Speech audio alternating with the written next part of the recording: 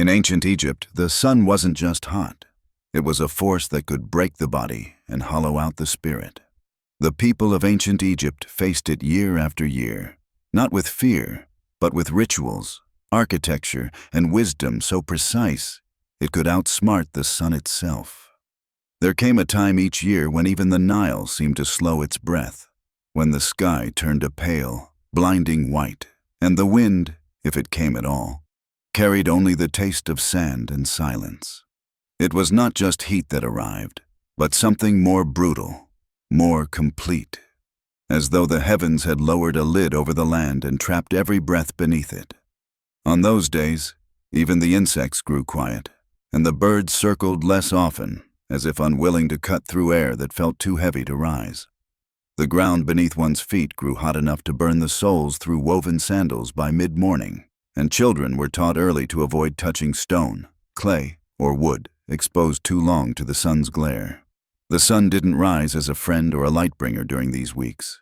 It ascended like a tyrant, flooding every open space with fire and watching with indifference as plants wilted, animals vanished into the shadows, and people disappeared behind the thickest walls they could find. Streets that had once echoed with the noise of trade and laughter fell into eerie stillness, broken only by the low grunts of beasts tethered in shade and the creak of drying timber under the pressure of the midday blaze. There were no instruments to measure temperature, no recorded figures to speak of record highs. Yet every person understood in their bones when the worst had come, when water drawn from the river steamed faintly in clay pots, when breath felt like swallowing hot ash, and when even silence seemed to shimmer with exhaustion. No loud announcements were needed. The people simply vanished indoors, as if a signal had passed wordlessly through the dust. Retreat now or risk collapse. But this was not panic. This was preparation. The Egyptians were not strangers to suffering, and they did not flinch before the yearly onslaught that came with the fire season. They had seen it before. They had survived it always. And so, over generations, they had learned not to oppose the heat with force, but to embrace it with strategy, shaping their entire way of life around a sun that punished ignorance and rewarded wisdom. This was not a people living despite the heat. It was a people shaped by it. By late morning, most homes had shut their doors against the light, and movement slowed to a careful rhythm, where each gesture was measured, every word spoken with intention, and every task planned to require the least strain. No one worked the fields. No one bartered at the market. Even laborers who carved stone for the temples knew to rest in narrow shade or retreat into half-built corridors where air moved ever so slightly. Heat dictated the rules, and only fools tried to defy them. At night, the world did not cool quickly. The bricks of the houses, warmed all day under the sun's weight, released their stored heat like coals glowing beneath the skin of the village. Sleep became a ritual of adaptation.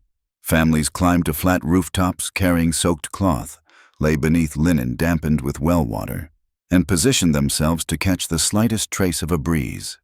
Children dozed with clay jars near their heads, their sides still warm to the touch, and elders taught that the stars above were not only gods, but guardians who watched over those strong enough to endure. The Nile itself, that sacred and eternal artery, seemed to shrink under the heat's touch, its banks turning crisp and brittle where lushness had once sprawled. Frogs fell silent. Reeds stood like scorched spears. Even the crocodiles swam deeper into the cool shadows beneath the surface, where light could not reach and time moved slower. And still, the people endured. Because they did not rage against the fire. They moved like water around it. They let the sun burn where it must, and turned their strength instead to creating spaces where life could still grow, if not in comfort, then in stubborn persistence. Survival in ancient Egypt was not just an act of will. It was a careful art, performed in silence, refined over centuries, and passed on without fail from mouth to mouth, hand to hand. And it began, not with prayer or with fear, but with the place one called home. Because when the sky became fire and the earth no longer gave relief, only one thing stood between the body and the burn. That was the house. The walls did not look impressive. There were no towers, no polished stone, no proud carvings to mark them apart from the earth they rose from. They were low, thick, and brown like the riverbanks, as if the homes themselves had grown straight out of the soil, hardened by the same sun that tried to destroy them. And in a way they had, because ancient Egyptian homes were not built to impress outsiders, but to shelter the living soul from a sky that punished the proud. These homes were made of mud brick, a mixture of Nile silt, straw, and water pressed into wooden molds and left to dry in the sun. The recipe was not a secret, nor was it new. It had remained unchanged for thousands of years because it worked better than any invention since. Once dried, these bricks were stacked thick, 2 or even 3 deep, so that the heat of midday could not pass through them quickly. If touched in the morning, they felt cool to the hand. If touched at dusk, they still retained a softness that spoke of preserved moisture deep within. Inside these homes, it was not cold, but it was bearable. And in the fire season, bearable was a triumph. The walls did not just stand, they breathed. They absorbed the fury of the day and returned it slowly, releasing it at night when the people could at least rest above their clay floors or on rooftops under linen skies. Windows were small and high, set near the roof, not to give light, but to let hot air escape without letting the sun pour in. Doorways opened onto narrow streets or internal courtyards, shaded by woven reed mats stretched between beams or palm branches set carefully to cut glare without choking airflow. There was wisdom in every angle. Homes were turned away from the sun's fiercest path, aligned not for beauty or view, but for shade and cross breeze. In the early morning, women would scatter water across the floors and sweep the dust with wet bundles of grass, cooling the rooms through evaporation. In the afternoon, they moved deeper into the home, into shaded spaces lined with storage jars, stone basins, and soft-walled sleeping areas. Children played near the jars of drinking water, which were always placed in the breeziest corner of the house, because everyone knew that porous clay let water breathe, cooling it as air passed over its damp skin. Roof access was essential. As the sun lowered, families climbed ladders to sleep on flat, mud-covered roofs where the air was cleaner, and even the faintest winds could reach them. They brought wet linen, clay pillows, and small braziers not for heat, but for incense, to keep flies away and to soften the smell of sweat and smoke. There, they lay under stars that flickered like distant fires, their bodies pressed against the hard roof, their eyes half closed, their minds drifting between exhaustion and the hope that tomorrow's heat would be slightly less cruel.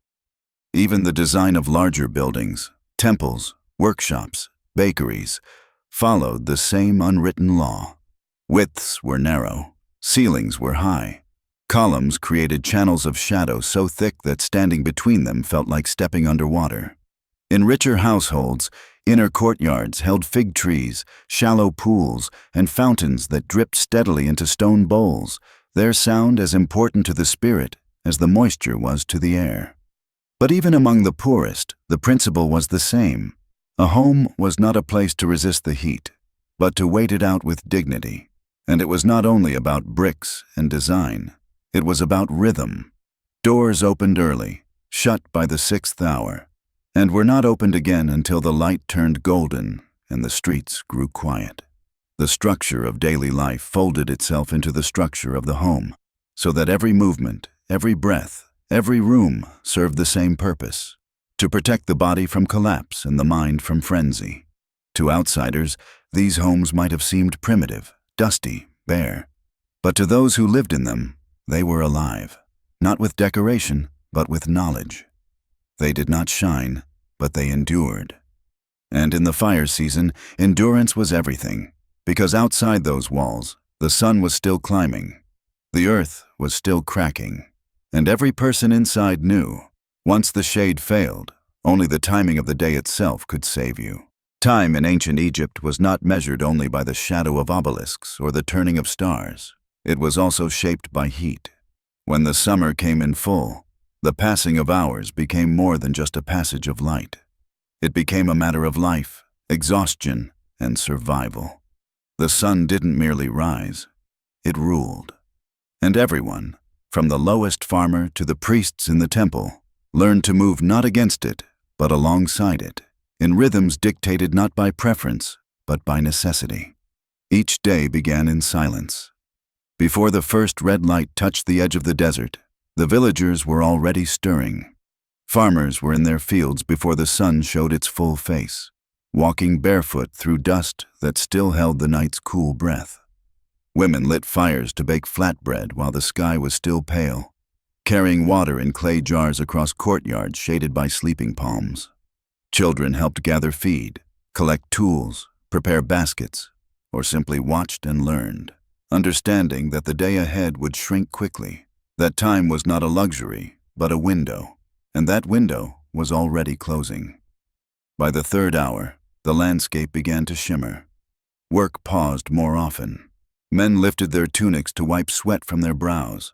The smell of hot grain, drying mud, and singed air became stronger. Tools were returned to their places. Conversations softened to murmurs. Movement slowed into gestures practiced through generations. Long steps to minimize effort, curved backs to reduce sun exposure, heads always tilted away from the sky. At the fifth hour, the world changed. The fields emptied. The courtyards fell quiet. Even animals began to vanish. Goats led into shadowed pens, chickens wandering into narrow alleys where the heat could not reach so easily. No bells rang to mark this shift. No public announcement was needed. It was something everyone simply felt, in their lungs, in the sting of their eyes, in the heaviness of their arms. At this time, the sun stopped being an observer and became a threat. Inside the homes, shutters were closed. Floors were swept clean and dampened. Water was sipped, not gulped. Rest was not a choice. It was a law enforced by the body. Those who tried to resist would often faint, collapse, fall into fevers that took days to break. Stories were told of strong men who laughed at the heat and then died with dust on their lips before noon. Those stories were not exaggerations. They were warnings. In the towns, markets closed early. Artisans finished their carving and dyeing while the walls of their workshops still held shadows. Priests performed rites to Ra, the sun god, at sunrise, never midday, and afterward retreated into temples, not only for worship but for protection. These temples, with their thick stone walls and echoing inner chambers, remained among the only places where the heat could not reach fully, where the presence of stone gods provided shade for mortal bodies. There was no war against the heat, only rhythm, a deliberate unfolding of the day, carefully aligned with the movement of the sun across the sky. Meals were taken late, usually only one or two, and often prepared in advance. The middle hours were for silence, sleep, stillness. Whole families lay together in the darkest part of the house, skin against clay, cloth against skin, minds drifting between dream and waiting. And then, as the shadows began to lengthen and the golden light returned to the walls, life slowly resumed its movement. A breeze might stir, carrying the scent of warm water, wilted herbs, or recently wetted earth. Someone would call softly across a courtyard. A door would creak open. The streets would not fill immediately. They never did. But step by step, the village would begin to breathe again. Evening was not just cooler. It was alive. People emerged not only for air, but for one another. Children ran barefoot in the dusk. Elders gathered to speak of weather, crops, dreams. Musicians tuned their instruments. Dancers prepared for rituals. Life unfolded again, not in resistance to the sun, but in honor of its passing. This, too, was survival, not by confrontation, but by intelligence. The Egyptians did not simply endure the heat. They structured their entire day around it, giving the harshest hours to silence and saving their strength for the moments when movement would not punish the flesh. And still, even in motion, they had to protect their bodies, not just through timing, but through linen, water, and the sacred art of keeping the skin cool and the spirit calm. And so we enter the next layer of survival, into the world of robes, oils, and rituals. where even the air that touched the skin was shaped by human hands. The human body was never meant to face the Egyptian sun without armor, yet the people had no chainmail, no helmets, no shields. What they wore instead was far more ancient and far more clever. Robes spun from plants, oils drawn from the earth, and rituals of cleanliness that protected both flesh and spirit. In a land where the heat did not retreat but invaded, covering the skin became a sacred act of resistance, carried out not in battlefields, but in doorways, courtyards, and riverbanks. Linen was the most prized defense. Woven from flax cultivated along the Nile, it was light, smooth, and able to breathe even when the air around it had turned still and bitter with heat. It did not cling. It did not trap. Instead, it floated over the body like a second skin that remembered how to stay cool. Every Egyptian, from the humblest potter to the high priest of Karnak, wore linen, bleached white for the poor, dyed faintly for the noble, finely pleated for the elite. But in the summer, color mattered less than survival. Pale fabric reflected sunlight, loose sleeves allowed airflow, and longer tunics protected the back of the neck, where sunstroke struck first and hardest. Children went naked in the early hours of the day, but by midday even they wore small wraps or cloth bands soaked in water to prevent burns. Women often wore 2 layers, a long sheath dress and a thin shawl that could be drawn over the shoulders or head if the sun turned cruel.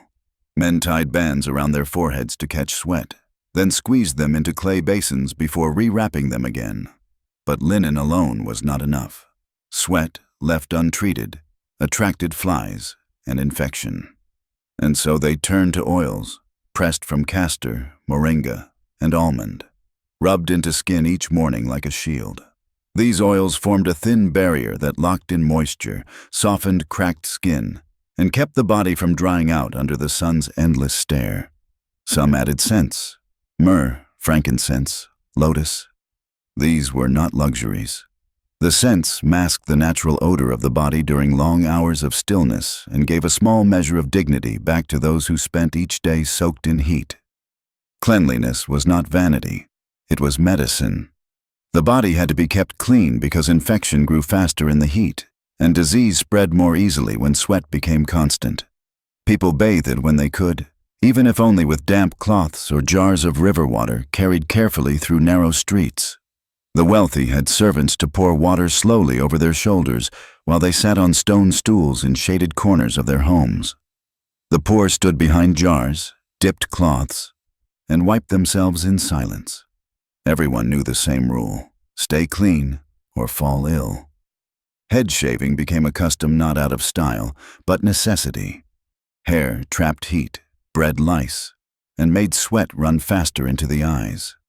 Most men shaved their heads entirely and wore simple headcloths if needed. Women, depending on status, either kept their hair tied and oiled or wore wigs in public while remaining shaved beneath. These wigs, made from human hair or palm fibers, were worn only for ritual or ceremony, never during the height of summer, because nothing beautiful was worth suffering under the sun. Perfume, too, was born from survival, not seduction. It was packed into cones of scented fat placed atop the head, which slowly melted as the day passed, releasing pleasant aromas that masked sweat and deterred insects. Beeswax and resin were blended into balms that clung to the neck and wrists for hours.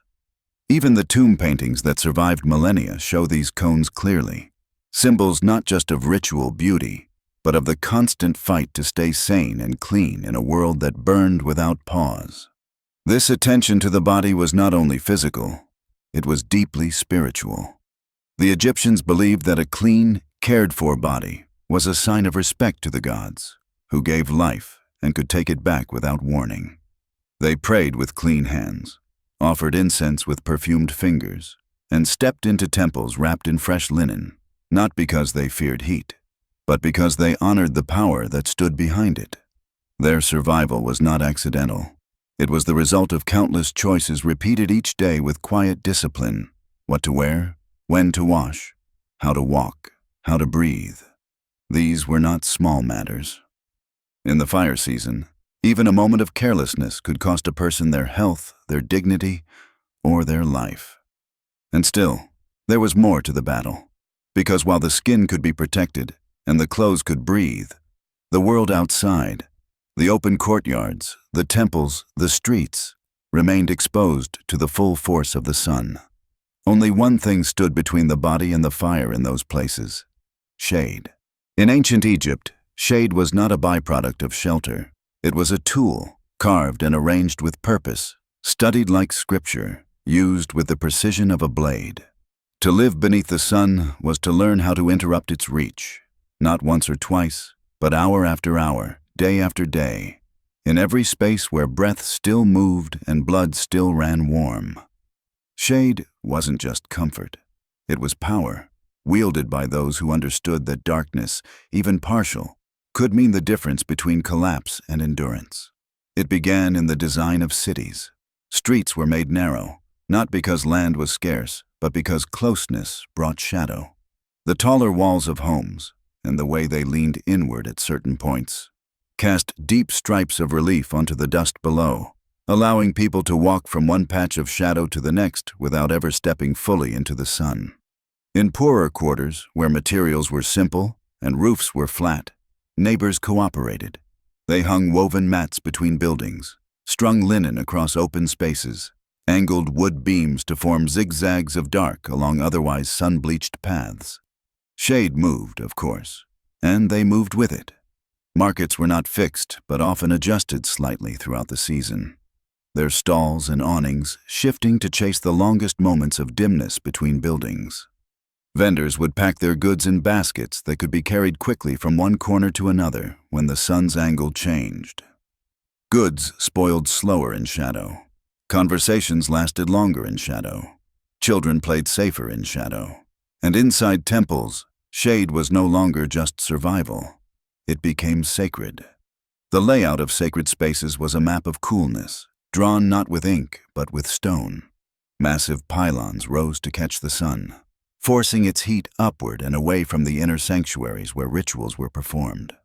Columns stood in endless rows, not merely to hold roofs, but to create channels of still air and deep darkness. The temperature between the entrance and the heart of the temple could change so dramatically that stepping inside felt like moving between worlds, from a roaring furnace into a breathless tomb, from fire into sleep. The deeper one went, the darker it became, and the darker it became, the more silence returned to the body.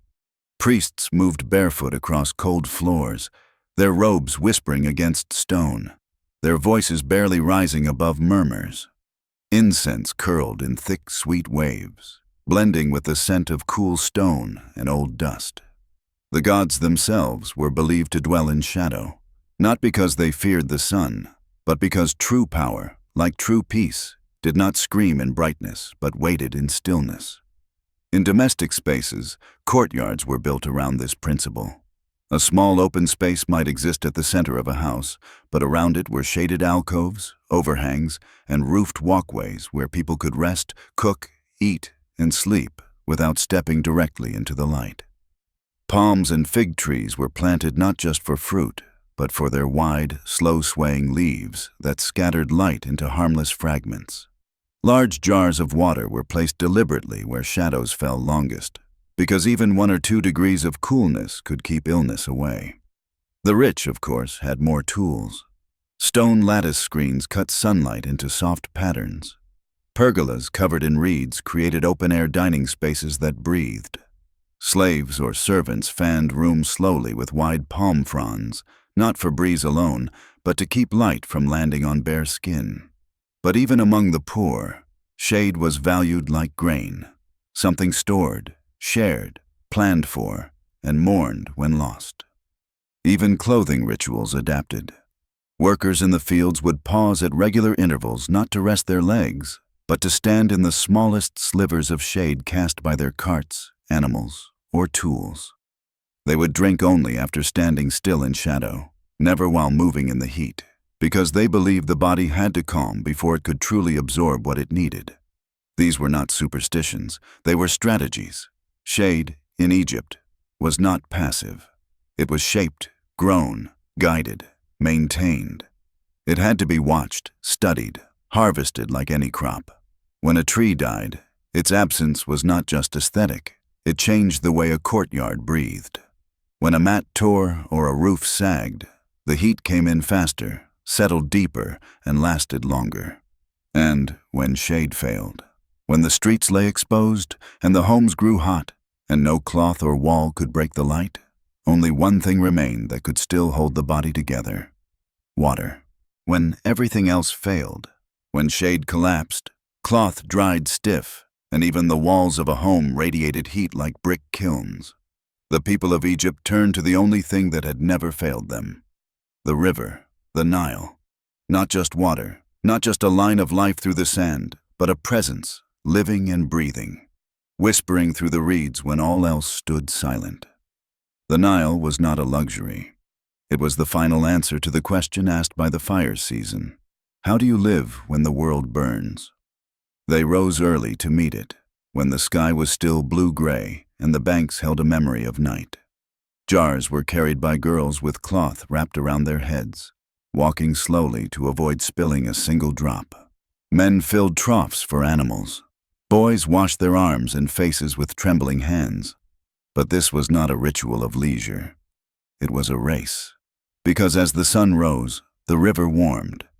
And as it warmed, it stopped healing. Water was taken in small amounts, but always treated with care. It was poured into wide-necked clay jars, unglazed, intentionally rough, so that the water inside would cool as it evaporated through the surface.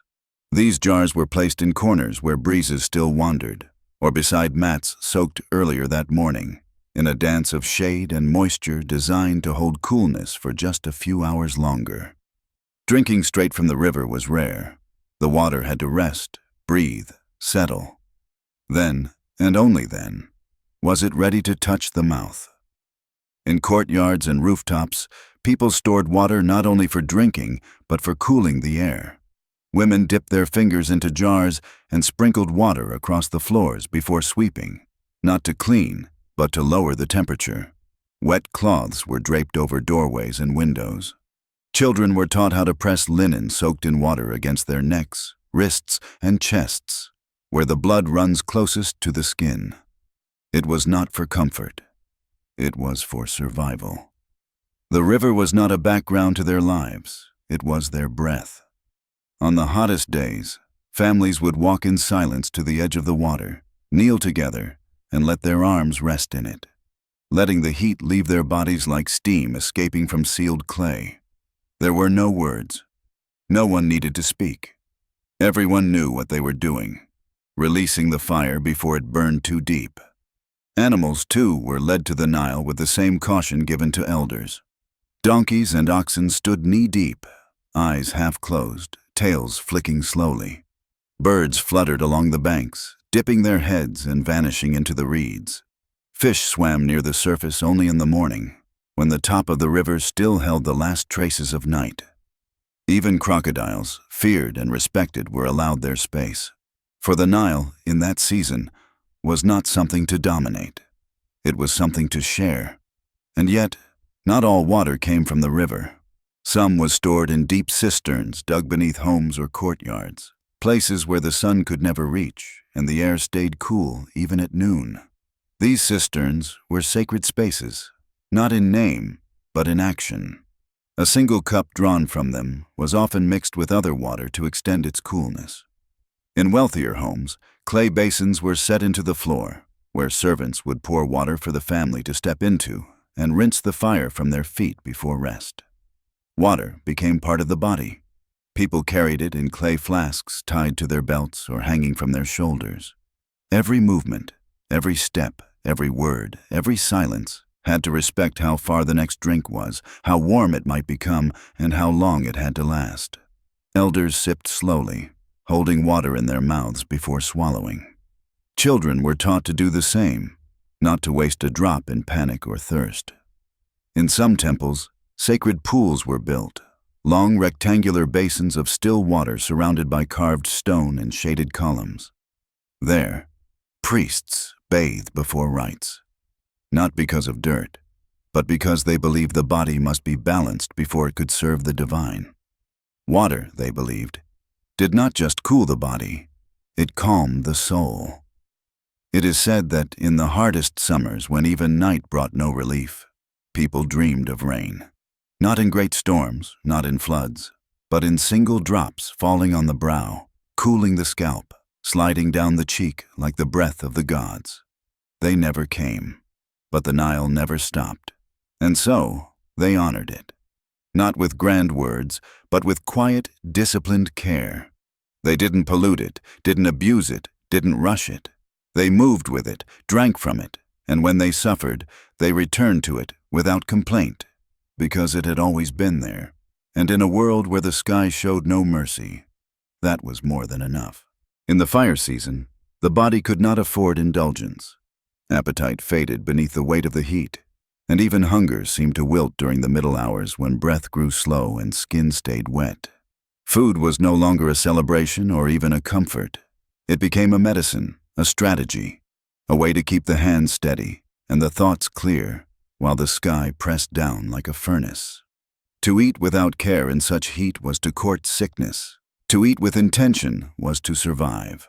Meals were small, cold, and timed with precision. No one cooked at midday. Fires were lit early, before the sun had fully risen, and were often extinguished before the 6th hour struck. Bread was baked at dawn and left to cool on racks beneath shaded roofs. Vegetables were prepared raw or lightly soaked. Hot food, in the heart of summer, was not nourishment. It was danger. It added fire to fire. And so, the Egyptians learned to eat with the sun in mind. Cucumbers were prized above most other plants, not for their taste alone, but because they held water. Sliced thin, sprinkled with salt, and eaten slowly, they soothed dry mouths and cooled the stomach from within. Melons, too, were cherished, especially those with thick rinds and pale flesh that stayed cool even after hours in the shade. Figs were eaten fresh, their soft skin peeled carefully, their sweetness mild enough not to burn the throat. These were not just seasonal preferences. They were defense mechanisms. Barley was another gift of the Nile, not in heavy loaves, but in thin gruels and fermented drinks. Cold barley porridge, mixed with dates or a touch of honey, became a staple during the hottest weeks. It required little chewing, sat light in the belly, and could be stored in jars cooled by wet cloth. Beer, made from barley and often low in alcohol, was drunk in clay mugs at dawn and again after the sun began to fall. It refreshed, filled, and replaced what the sweat had taken, all without the need for flame. Salt was used sparingly, not because it was rare, but because it dried the body too quickly. Meals were never heavy in spice. They didn't need to be. The body, struggling already to stay cool, rejected strong flavors. Even the wealthiest families avoided feasts in the fire season. Their servants prepared fruit platters, soaked bread, cooled lentil pastes, and offered them in silence, knowing that too much, too fast, could bring fever. Food was often shared, not to celebrate, but to reduce effort. In courtyards, families gathered around a single dish of soaked bread or cold beans, each person taking only what they needed. Clay bowls were passed carefully, and water always came first, then food, then rest. Eating became a quiet act. No stories, no songs, only chewing and breathing, as if the body could not spare the energy for anything more. Even storage followed rules written by heat. Jars were kept off the floor, raised on small platforms to allow airflow beneath them. Baskets of fruit were hung from beams, swaying gently in the movement of air. Nothing was covered with cloth unless that cloth was wet. Spoiled food was not tolerated. It was burned or buried far from the home, because illness came faster when the sun was high. The poor often ate better than the rich during this season, not in variety, but in wisdom. Their meals were simpler, less processed, drawn from what grew easily in the village gardens or along the Nile's banks. No sauces, no meat, no elaborate preparation. Just what could be eaten raw, mixed, or soaked. It was enough. It had always been enough. And yet there was dignity in it. Though the meals were plain, they were not miserable. There was pride in knowing how to feed the body without hurting it, in remembering which foods to give the child with heat rash, or which mixture of herbs could settle a stomach turned by the sun. These were lessons passed down not through writing, but through watching. The way a grandmother prepared crushed garlic for wounds, or how a father soaked flatbread before sunrise to keep it soft until evening. Even the act of refusing food became wise. When the heat was worst, elders would fast, drinking only beer or water, sometimes adding dates or soft fruit near sunset. They told stories, quietly, beneath shade, of ancestors who had survived the longest summers by doing less, not more. They spoke of strength not as resistance, but restraint. And when the heat finally began to ease, when the air moved again, when the bread no longer dried to stone before midday, when birds sang longer in the morning, only then did the meals grow richer. But until then, the food remained a tool, something to preserve, not enjoy, because even nourishment had to bow to the heat, and even the strongest body could not build or labor or worship without first mastering the simple act of eating without flame.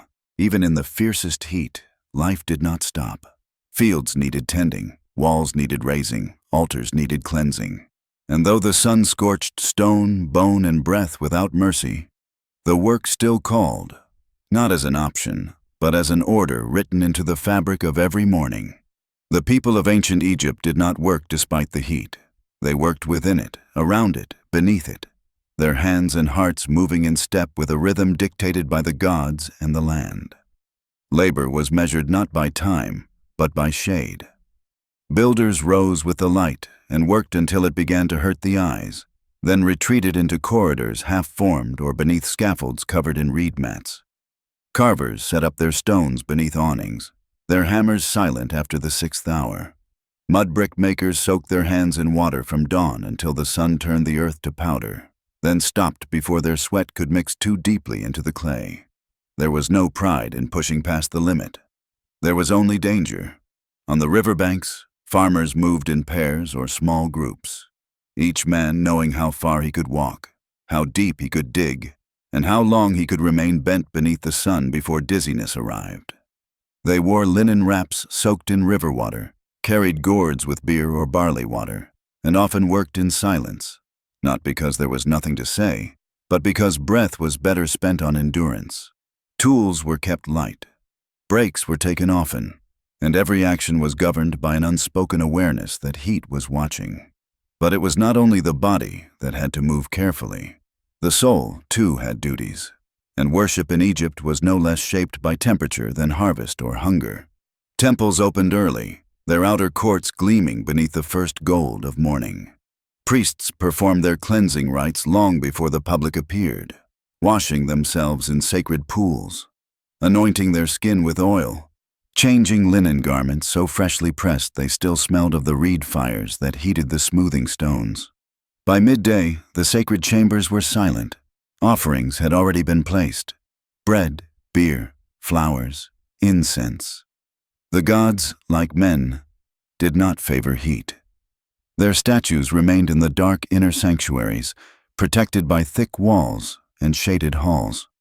Only the highest priests could enter, and even they did so barefoot, their steps softened by cool stone, their voices rising only slightly above the whisper of burning resin. Rituals were brief in the summer, not rushed but restrained. No one lingered unnecessarily near flame. Ceremonial fires were small. Smoke was kept light. The gods were honored with care, not spectacle. And in their worship, the people learned that true reverence was not noise, but balance. Not how loudly one could speak, but how precisely one could act within the world's limits. Processions were rare during the fire season. When they happened, they took place near sunrise or after sunset, with torches instead of sunlight, with fans instead of trumpets. Statues of gods were carried slowly, veiled in cloth to protect them from the heat. The bearers moved in staggered steps, and the people watched from shaded doorways, murmuring prayers without stepping fully into the open. Even scribes, the educated, the literate, adapted their hours. They did not sit at their stone benches when the walls radiated heat.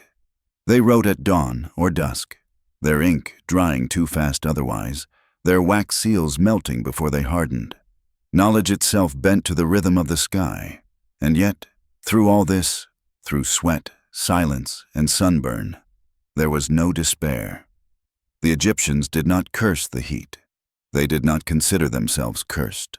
They saw the sun as a force that shaped them, tested them, purified them. Ra, the sun god, was not cruel. He was powerful, and power demanded respect. They did not pray for coolness, they prayed for strength. Their songs were slow, their chants low, their offerings simple, but all were laced with that quiet dignity that comes only when people know they are being watched by something greater than themselves. To work through the fire season was to become part of something larger, the cycle of Nile and sky, of heat and breath, of birth, sweat, and the long silence that follows all labor. And when the workday ended, when the last prayer was spoken, when the final stone was laid, when the final line of script was dried, the people returned home not broken but bowed. They lay their tools down, stepped into shadow, drank from cool jars, and knew they had done what their ancestors had done before them. They had worked through the fire, not because they were strong, but because they knew how to move. The fight against the heat was never just physical. It was never only about brick walls, damp cloth, cold food, or the rhythm of movement beneath a burning sky. Over time, those choices, made again and again, day after day, year after year, became something deeper than survival. They became the shape of a culture, not written in stone or papyrus, but carved into gesture, passed through silence, whispered between breaths, and remembered without words. Children were not taught by instruction alone. They learned by watching, how a mother shaded her baby with her body while washing laundry at dawn, how a grandfather walked without hurrying across sunlit courtyards, how a sister carried water carefully without spilling a drop even when the jar was half her size. There were no scrolls detailing these lessons, but every movement held memory. Endurance was not seen as suffering. It was seen as intelligence, as strength, as virtue. The man who collapsed at noon was not pitied. He was scolded. He had moved too fast, ignored the rhythm. The woman who planned her baking, her sweeping, her mending before the 6th hour was admired, not because her work was visible, but because it was precise. Life was not just about doing. It was about doing at the right time, in the right way, with the right awareness. Proverbs filled the air like dust in the morning. The sun listens to no one. A full belly slows the hand. The wise drink before thirst. These phrases were more than sayings. They were tools, sharpened over generations. Children repeated them under their breath while carrying baskets or walking narrow alleys between shaded walls. Elders used them to explain failures. Priests used them to explain fate. Clothing, food, labor, all of it folded into a quiet code of resilience. To keep oneself clean was not pride, it was responsibility. To speak softly in the heat was not shyness, it was control. Every part of life, even the pauses, the silences, the moments of stillness, became a language the people spoke together. One that did not need rewriting because it had never been written to begin with. Even laughter changed shape in the summer. It was quieter, slower, rising more from the eyes than the mouth. Songs were fewer, but their melodies stretched long and low like the shadows before sunset. Music was made in the evenings, after the last pot had been cooled and the streets breathed again. Men played flutes by doorways. Women sang to restless children on rooftops.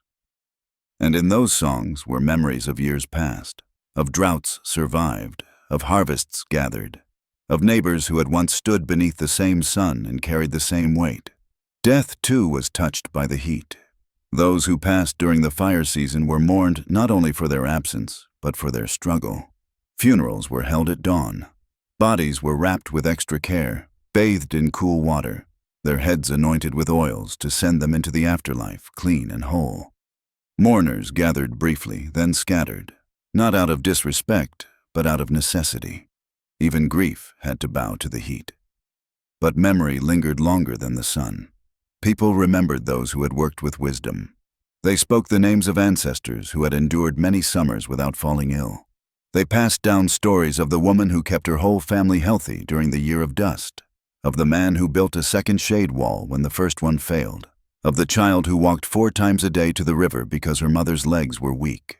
And in this memory, endurance became inheritance, not the kind held in gold or grain, but in rhythm, habit, instinct.